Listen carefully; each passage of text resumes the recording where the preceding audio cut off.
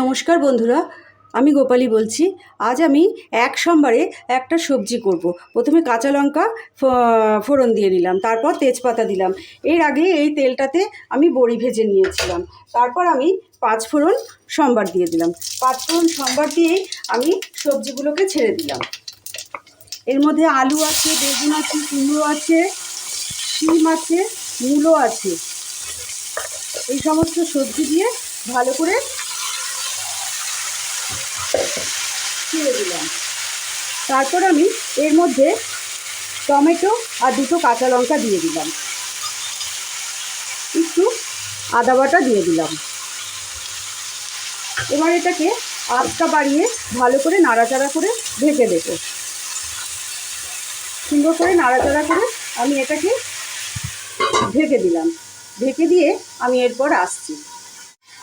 এরপর আমি ঢাকনাটা খুলে পরিমাণ মতো লবণ দিয়ে নিলাম, একটু হলুদ দিয়ে দিলাম। এবার এটাকে নাড়াচাড়া করে সিমে বসিয়ে দেবো। সুন্দর করে নাড়াচাড়া করে এটাকে হালকা আঁচে বসিয়ে দিলাম। আবার সবজিগুলো কষে গেছে। এরপর আমি একটু গুড় দিয়ে দিলাম, বড়িগুলো ভেজে রেখেছিলাম বড়িগুলো দিয়ে দিলাম, একটু নাড়াচাড়া করলাম করে আমি এখন জল দিয়ে দেবো।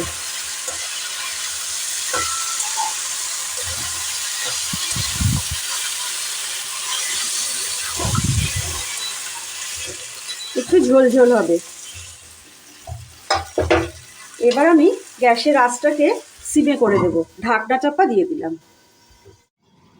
এবার ঢাকনা খুলে দিলাম, দুটো কাঁচা লঙ্কা দিয়ে দিলাম, আর এই যে ধনেপাতা বেটে রেখেছিলাম ধনেপাতাটা দিয়ে দিলাম, ওপরে ছড়িয়ে দিলাম।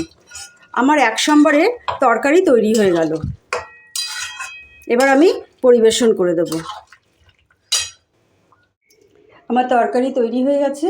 যদি ভালো লাগে তাহলে অবশ্যই লাইক, শেয়ার, কমেন্ট, সাবস্ক্রাইব অবশ্যই করবেন। ধন্যবাদ।